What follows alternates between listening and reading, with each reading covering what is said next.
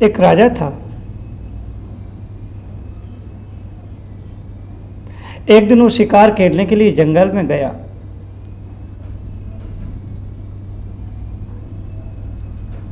उसके साथ उसके अनेक सैनिक और मंत्री संगी साथी भी थे।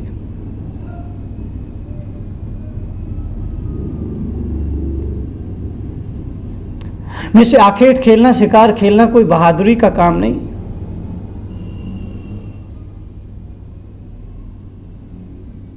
और मनुष्य के लिए उचित भी नहीं है, मनुष्य के लिए समझदारी भी नहीं।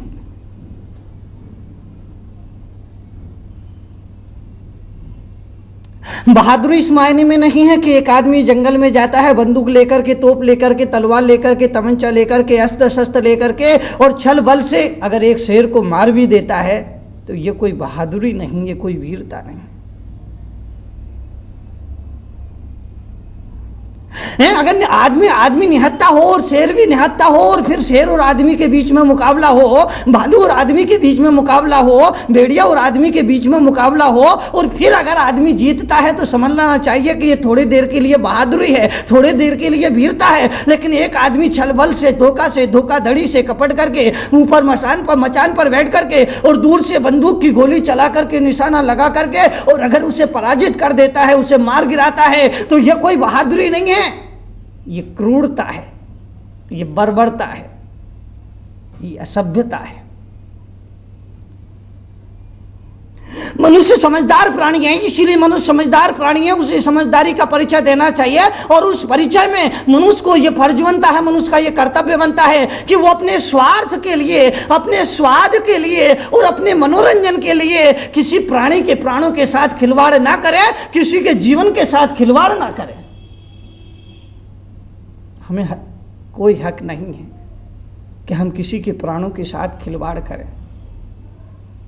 जिस तरह से मनुष्य को अपना जीवन प्यारा होता है, इसी तरह से संसार में जो भी प्राणी है, चाहे वो पशु हो, चाहे वो पक्षी हो, चाहे वो छोटा प्राणी हो, चाहे वो बड़ा प्राणी हो, चाहे वो जंगल में रहने वाला प्राणी हो, चाहे वो शहर में रहने वाला प्राणी हो, सभी प्राणियों को अपना जीवन प्यारा होता है और सभी प्राणी जीना चाहते हैं, सभी प्राणियों के जीवन में खुशियां लाना चाहते हैं। इसीलिए मनुष्य जो कि सर्वोच्च प्राणी है, परमपिता परमात्मा की मनुष्य सर्वोत्कृष्ट करती है, इसलिए उस मनुष्य का यह फर्ज है, यह कर्तव्य, यह धर्म है कि वो खुद भी जिए और औरों को भी जीने का अवसर दे, उनके जीवन के साथ खिलवाड़ ना करे, अपने मनोरंजन के लिए, अपनी जिह्वा के स्वाद के लिए और अपने स्वार्थ के लिए उनके जीवन को उजाड़े ना, उनके जीवन को नष्ट ना करे, उन्हें जीने का अवसर दे। ये मनुष्य का फर्ज है, मनुष्य का धर्म है, मनुष्य का कर्तव्य है। तो वह राजा, वह सम्राट आखेट करने के लिए, शिकार करने के लिए जंगल गया।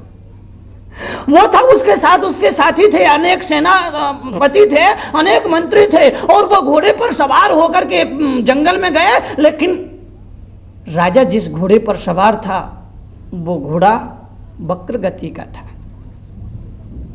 वो घोड़ा टेढ़ा टेढ़ा चलता था, वो उसकी गति जो थी वो टेढ़ी थी, उसकी गति जो थी कुटिल थी। बाकी जो लोग थे वो तो सही घोड़ों पर सवार थे, लेकिन राजा वक्र गति के घोड़े पर सवार था और वो घोड़ा टेढ़ा चलता था। इसलिए जब घोड़े सरपट दौड़ने लगे तो राजा बिछुड़ गया, और बिछुड़ा कि वो जंगल में भटक गया, क्योंकि वो घोड़ा वक्र गति का घोड़ा था।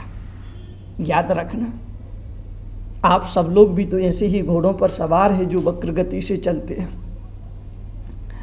वो राजा और कोई नहीं है, वो सम्राट और कोई नहीं है, वो सम्राट तुम ही हो, वो राजा तुम ही हो। तुम लोग भी वक्र गति के घोड़ों पर सवार हो। प्रश्न उठेगा, वो घोड़ा कौन सा है? आप प्रश्न कर सकते हैं कि वो घोड़ा कौन सा है जिस पर हम सवार हैं। मैं आपसे निवेदन करना चाहता हूं कि आप जिस घोड़े पर सवार है उस घोड़े का नाम है मन। वो मन भी टेढ़ा टेढ़ा चलता है, वो मन भी हमेशा कुटिल चलता है, वो मनुष्य मन भी हमेशा उल्टी गति में चलता है। तो आप मन रूपी अश्व पर सवार है, और वो मन रूपी अश्व हमेशा ही वक्र गति से चलता है, वो हमेशा ही उल्टी दिशा में ले जाता है, वो हमेशा ही विपरीत दिशा में ले जाता है, वो दिशा में नहीं विदिशा में ले जाता है। शराबी और मन की एक ही गति हुआ करती है।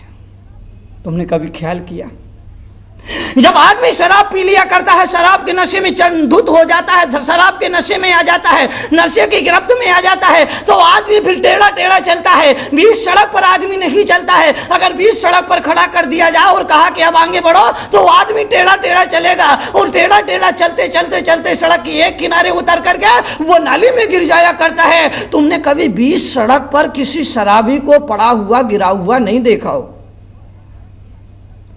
सड़क के दाएं तरफ गिरा हुआ देखा होगा, सड़क के बाएं तरफ पड़ा हुआ देखा होगा, लेकिन बीच सड़क पर कोई शराबी पड़ा हो, ऐसा कभी देखने में नहीं आता। तो क्या तुम सोचते हो कि उस शराबी को इतना होश रहता है कि मुझे गिरना है, पड़ना है, लेकिन बीच सड़क पर नहीं गिरना है, क्योंकि बीच सड़क पर गिरूंगा, वाहन आएंगे तो मेरे जीवन में दुर्घटना घट सकती है, मेरे ऊपर से निकल जाएंगे, मुझे कुचलते हुए निकल जाएंगे। तो कि इतना होश उसे रहता है जो बाएं गिरता है, दाएं गिरता है, मगर बीच में नहीं गिरता है? नहीं, इतना होश उसे नहीं रहता है। दरअसल बात यह है कि वो टेढ़ा टेढ़ा चलता है।